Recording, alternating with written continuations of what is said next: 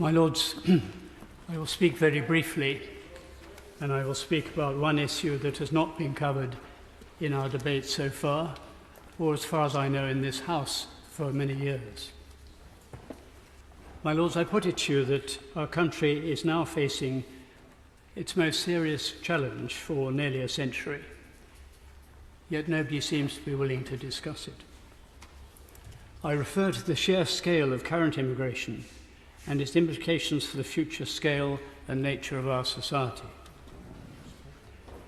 Over the past 20 years, the UK population has grown by 8 million. That is roughly 8 times the population of Birmingham. 85% of that growth has been due to the arrival of migrants and their subsequent children. As a result, the ethnic proportion of our population is now already 21%. My Lords, recent Conservative manifestos for 2010, 2015 and 2017 all promised to get net migration down to tens of thousands. In 2019, they promised that overall numbers would come down. So what actually happened? Despite all those commitments, we now face by far the highest levels of net migration in modern history. The total for the last 2 calendar years was nearly 1.5 million for the 2 years taken together. 1.5 million net migration. That outcome, my Lords, is no accident. It results from specific decisions by the previous government to cave in to pressure groups such as the universities and the care sector. That is the result, and it has not yet been tackled. My Lords, the response of the new Labour government has so far been non-committal.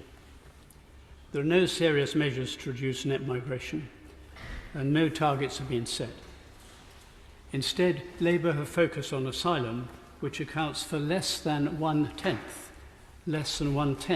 of the overall net inflow. Yet even if they were able to achieve a reduction in net migration, let us say to 350,000 a year, about a third of the present level, the population of the UK would increase by 9 million by the mid-2040s. That is roughly the population of London. So the impact on housing and public services will be immense. My Lords, the social aspects are no less important. Unless the new government gets a firm grip of immigration, it's likely that children born today to an indigenous British couple will find themselves in a minority in our country by the time they reach their late 40s. Yes, my Lords, a minority in their own country. Change on such a scale, and against the oft-repeated wishes of the current majority, carries very serious risks for the future stability and cohesion of our society. It's now time for some courageous leadership from our new government, including a clear commitment to get net migration down as close as possible to 100,000 a year. That is a goal which, as we know from surveys, 80% of the public would favour, including, as the government must know, many of their own supporters.